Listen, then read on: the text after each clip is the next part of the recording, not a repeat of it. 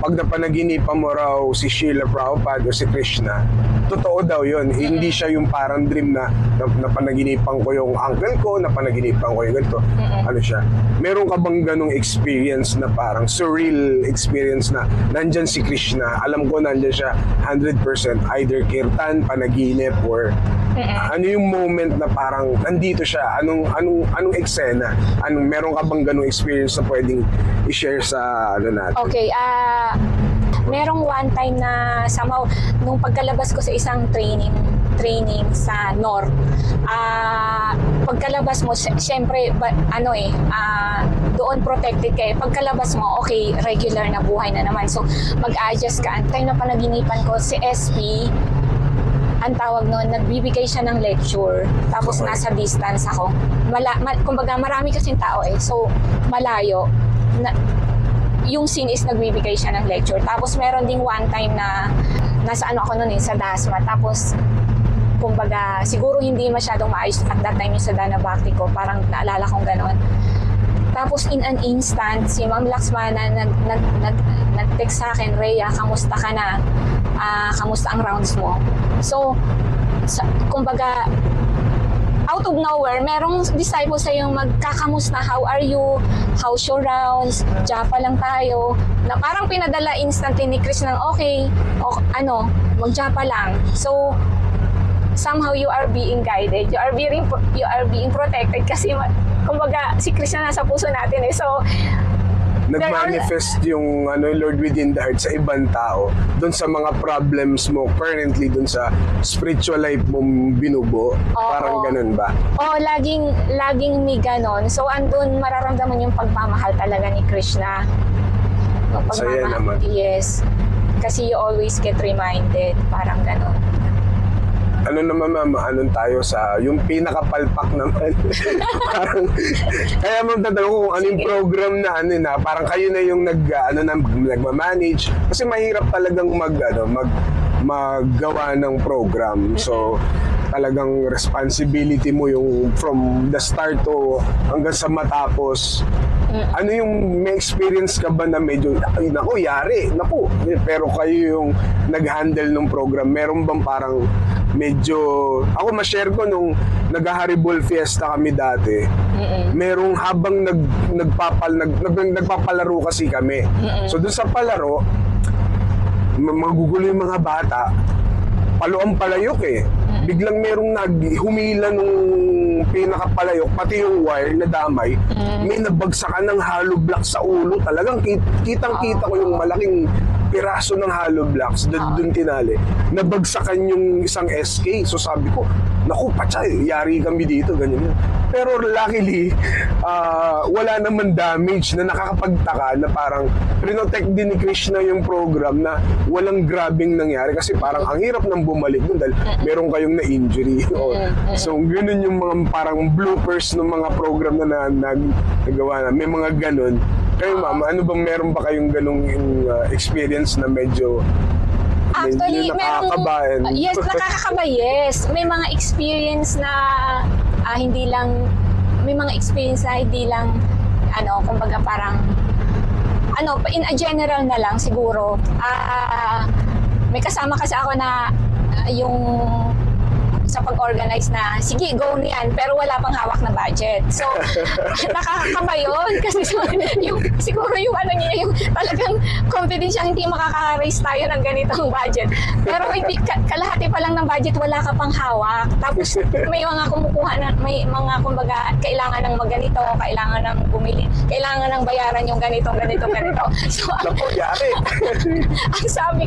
sabi ko na lang, pero somehow, nagagawa naman ng paraan. Pero, tingin ko tingin ko pag malaki yung i-organize na event, it's better na nga hawak mo na yung budget. Hindi ka pwedeng hindi bahala na si Chris. Bigyan ka ng task na kaya mong i-execute from SP na parang na program. Ano yung kaya mong i-commit na program kung sakali na may gagawin ka para kay SP? Sige, Rhea, kung ano yung program na gusto mo, susuportahan natin, ganito, ganyan. Ano yung program na kaya mong i-offer kay SP na alam mong kaya mong gawin? at this stage of your life? Isa sa pangarap ko talaga actually is magkaroon ng isang place na kumbaga merong mga area na pwedeng mag-hatha yoga, clubhouse. Okay. Merong kumbaga may mga accommodation rooms. Okay. Kumbaga area siya na para siyang ashram pero Nandun na yung accommodation. mas maraming facility. Oo, andun yung accommodations. Kumbaga tapos kung kaya nga na merong may pool eh. Events place, parang ganon. Events place siya na ang tawag doon. Doon gagawin yung mga program na... Doon gagawin yung mga yung mga program na halimbawa Good for 80 katao na Malaki yun 80. Merong may place for hatha yoga, may meditation room, may ang tawag noon, merong recreation pool, may garden area, parang ganon. Oo. Kunyari, binigyan ka ng 1 minute or 2 minute, a short time to send a video kay Srila Prabhupada, kay SP. Ano yung sasabihin mo sa kanya? May message ka ba sa kung meron kang few minutes to send a video or talk to Srila Prabhupada directly, meron ka bang gustong sabihin sa kanya? I just want to thank you, dear Srila Prabhupada, for everything na na-meet ko tong philosophy na to. And thank you for giving me Krishna. Thank you, Srila Prabhupada. Naiyak ako. Thank you, ma'am, for sharing. Meron kang hinahanap ng dati na medyo scientific yung approach, yung ganyan. Nahanap mo ba yun? Okay. Yes, nahanap ko talaga yun dito sa Haribol Lifestyle. Kasi actually, sa mga nanonood po, kung into science, at the same time philosophy with practice of spirituality, hindi lang po kasi ito basta religious. Yung Haribol knowledge, yung Haribol lifestyle, hindi lang siya basta religious. It's actually a balance between science, philosophy, at saka yung absolute truth. Common sense din. Yes, common sense din. So kung talagang pagtutuusan mo lang ng pansin, kung ikaw yung tipo ng tao na nakakaramdam ng emptiness, hindi ka satisfied, tawag nun, may something missing sa puso mo. Ito na po yun. Ito magiging avenue tong podcast ni Pam para somehow mabigyan ng chance yung mga tao na ando na sa ganong estado ng buhay. Iba't iba po kasi yung state of state of longing. Yung iba andun pa rin sa yung how to survive and everything. Yung iba tapos na doon, somehow medyo comfortable na yung life nila. Depende rin po kasi yun sa karma natin. Pero kung ikaw yung taong andun na sa nagsisik na ng deeper knowledge, longing to fill your emptiness, something is missing sa buhay mo. Ito po yung magiging makakatulong po yung podcast na to. May tanong pa ako, bakit ano yung masasabi mo na difference na nag-training ka for 2 years at saka hindi ka nag-training? Anong difference nun? Sobrang laki po kasi doon sa training, doon nag-sink in sa akin na hindi ikaw yung body. Yung science of identity, hindi ikaw yung body, hindi ikaw yung mind, spiritual ka, spiritual being ka, and thus, sobrang nag-sink in yung sa akin na what you really need, kaya may longing, is the spiritual food. Spiritual food ang kailangan mo since hindi ka material, hindi enough yung material na pinapasok mo sa katawan. Kumain ka ng kanin, kumain ka ng manood ka ng TV and everything, hindi siya enough kasi spiritual being ka eh. Ang kailangan mo actually talaga is spiritual food. Kaya nga may mga craving yung bawat tao ng kung ano-anong craving na hindi na satisfied kasi hindi na identify kung ano yung sinasatisfy. What we actually need is spiritual food. So, yun ma'am, yung science of identity, yun mismo yung sobrang na-appreciate ko. nung nag-training ako, at the same time paano pa mapalago yung ano na yon, yung kumbaga yung knowledge na yon, at saka yung practice ng pag-chanting, kasi ang spiritual food na kailangan actually natin is yung chanting of the holy names. Yun po. Nung una, sabi mo, nag-meditation class ka, hindi mo naintindihan.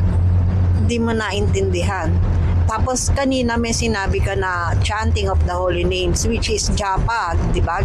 Japa. Anong connection nun?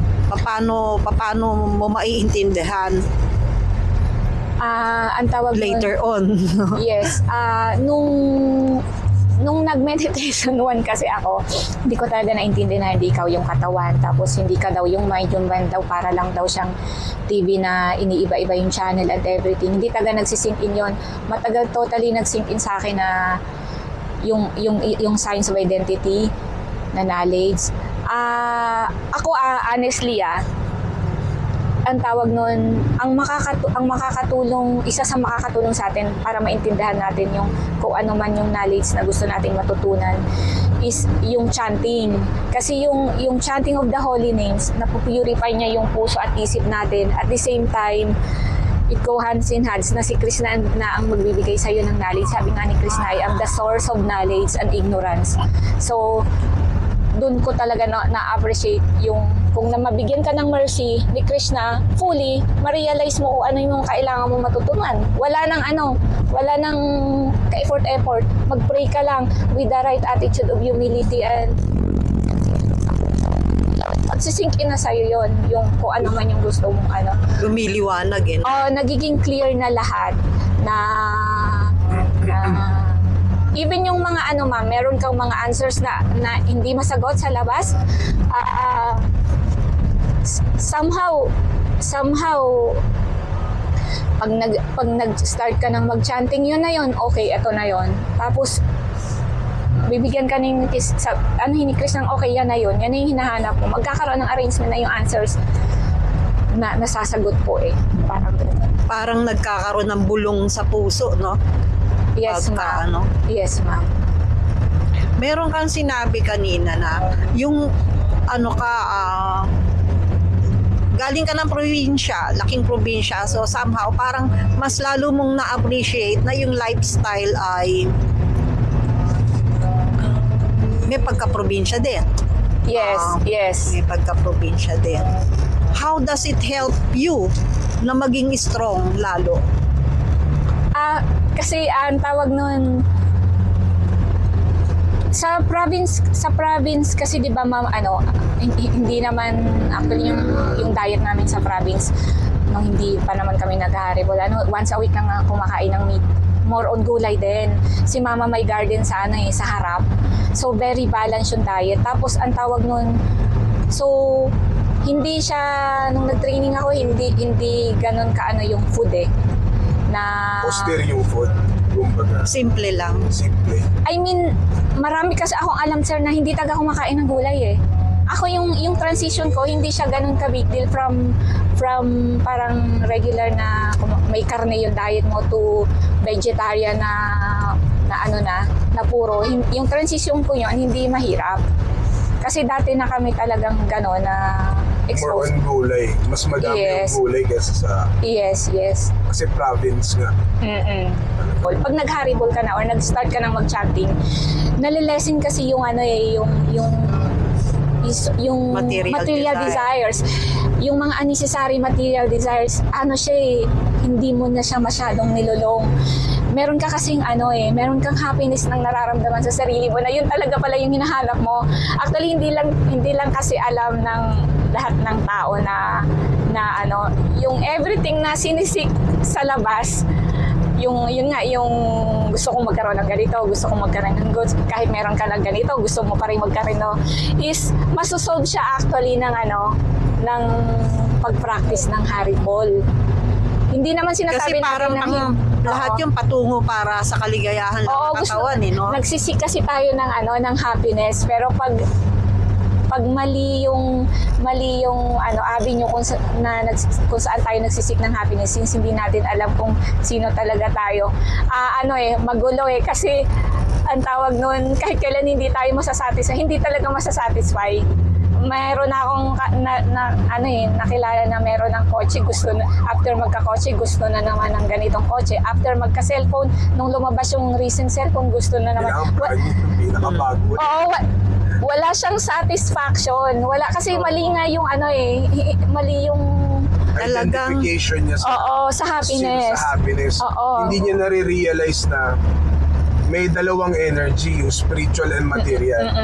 Nandun lang siya sa material part na kumbaga, ito lang, kuha lang ako ng material facilities. O pagdating ko dun, hindi pa rin. Kasi hindi nga siya yung material na body. Oo. So, mas sa philosophy ng Haribol, naging mas malinaw, and from that na-recognize mo na ikaw yung spiritual being na kahit anong crave mo sa material things hindi masasatisfy. And yung training mo na 2 years, sa palagay ko yun yung talagang nagpatibay sa'yo, and para mas makilala mo yung sarili mo, mas mag-calm down yung mga material desires. Yes, totoo yun. Sobrang na-appreciate ko kasi somehow, ang tawag nun, nagkaroon ng arrangement. Depende talaga sa desire. Depende din sa sincerity of desires mo, sa puso mo, and everything will be arranged. Kung ikaw yung tipo ng tao na sincere na yung desire mo to know Him, to know God, andun talaga yung sincere mo, you cried very hard, then you will be arranged to meet kung ano talaga yung kailangan mo. Si Chris na lang magti-take charge noon.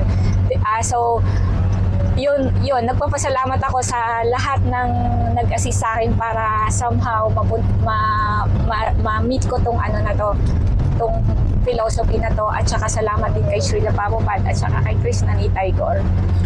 Palagay mo ba applicable itong philosophy na to, hindi lamang pang matanda, pang bata din, lalo na sa generation ngayon, tawag nila Gen Z generation. Oo.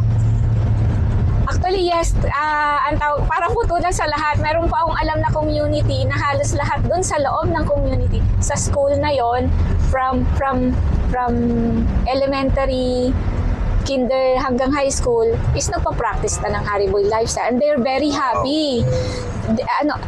Bata pa lang, alam na nila na hindi sila yung katawan, na there are 2 types of energy that is existing, spiritual and material. At alam nila yung science of identity. So parang wow, yung kumbaga parang nakaka-amaze kasi ako, after pag-graduate ko pa ng college, para lang malaman ko yung SOI.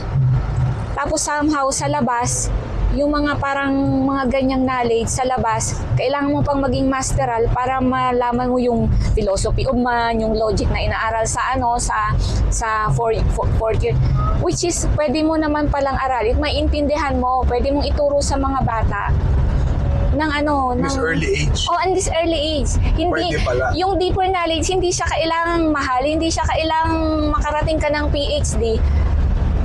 Para lang makuha mo yung knowledge na yun, kasi diba sa material knowledge, May prerequisite, kailangan ganito ka muna bago dito. oo, sa Sa material Haribol, knowledge, yung kumbaga, halimbawa, nung nag-college ako, bago mo makuha sa philosophy kasi 4 na subject. May logic 1, logic 2, tapos may philosophy of man. Iba-iba siya. So, bago ka mag-philosophy of man, kukuha ka mo ng logic 1. Parang English 101, English 102. Prerequisite. Oo, may mga ganon. So, tapos magbabayad ka pa ng tuition. Ang science of identity po, hindi mo kailangan makarating Free. ng PhD, ng XYZA sa title mo para makuha mo yung knowledge na yon. Ibibigay siya ng libre, promise. Ang saya-saya. Ang saya pag nag-sink in na po sa atin yung na Mas yun. mabigat na knowledge, tapos naging libre lang. Sa material knowledge, ubos-ubos na yung pera nyo, nagkanta-utang-utang na kayo. Hindi ka pa rin satisfied. Oo, tsaka yung material knowledge kasi napansin ko, yung bago mo makuha yung certain, halimbawa, bago mo makuha yung tinuturo ni na Einstein about higher quantum physics and everything, ang isang katutak na gastos yung ilalabas mo sa university Depende pa yung kung isang school ka pa mag-aaral. Siyempre, mas magandang school, mas magaling, mas mataas yung tuition fee. pag sa Pucho-Puchong school ka lang nag-aral, medyo hindi pa okay ang kakalabasan. Palagay ko, Tawal, hindi pa sure kung magigets mo nga, no? Hindi pa sure kung parang kakabado ka pa kung gagraduate ka, hindi mo nga nagets yung yung higher mathematics kasi hindi, siya eh, yung materiality depende yan kung magsising in, kung magigets mo di ba? Yung spiritual hindi, palagay knowledge. ko kasi ganito. Ako elementary pa lang, pinaka-paborito ko yung biology. Mm-mm. Grade 3 pa lang yun. Mm-mm. Pero non-living at saka living things, di ba? Ganun, into it talaga ako noon, gusto ko. Pero konting-konti na lang sasabihin na lang nila na ito may espiritu. Di ba? Ito may espiritu yung mga living things. Mm-mm. Non-living things, material yan. Wala yung espiritu inside. Yun, doon pa lang sabi kong ganun. Grade 3 pa lang ako, nag-iisip na ako ng ganun. Parang ba't hindi mo sinasabi? Hindi kasi din nila alam, ma'am. Yun ang sabi ko. Yun ang Wala tinatanong silang ko information. sa isip ko. Ba't kaya hindi sinabi ni teacher yun Ang dali lang sabihin nun, ang daling, di ba? Oo. Kaya kahit na elementary ka, Mm-mm. meron ng kulang. Napunta ka sa college, May kulang pa. may kulang pa rin kasi hindi nila naiintindihan, hindi nila alam na talagang dalawa Yung existing energy, material and Oo, spiritual. material. At ako ay spiritual. Yes, Kaya, ako ay spiritual. kaya kahit nagaano karami ang squeeze ko na kaligayahan na material, hindi ako talaga magiging maligaya. Mm-mm. Yes. Yun. No? Yun yung pinaka-maganda. Actually, hindi naman, ma'am, yung iba hindi rin kasi the reason why kulang yung knowledge na binibigay sa mga estudyante is kasi yung mismong nagbibigay ng knowledge, they are not aware na kulang din. Parang yung a blind person cannot lead another blind person. Oo. So kung bulag yung leader nyo, sad to say, yung mga teacher natin from elementary, high school, college, we can say na bulag sila sa absolute truth. Oo, Kaya kasi talagang hindi nila mapiprovide kahit anong galing nila sa material philosophy, hindi pa rin masasatisfy yung mga students na pagtapos nila ng ganung kurso, college, or whatsoever. Oo, Dahil bulag sila Kasi yun lang din yung kaya nilang ibigay kasi nga kulang din yung na-receive nila. So that's why sa puro material na guru yung sa eskwelahan. No, importante rin pala dahil tayo ay spiritual. Kailangan natin ng spiritual na guru. Yes, kailangan talagang mag-accept ng ang mag-guide sa atin is yung spiritual teacher. Parang gano'n. So siguro last, malapit na tayo dun sa ashram. Siguro invite mo na lang sila. Ano yung mga current programs?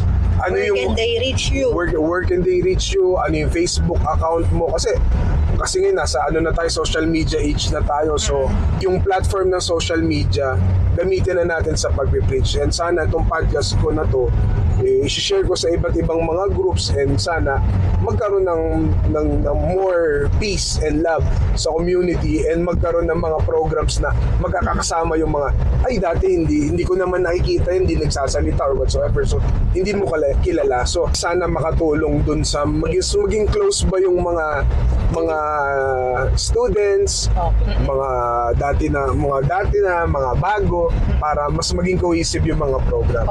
Para sa mga bagong where can they reach you, Ma'am Rhea? Okay, Haribol.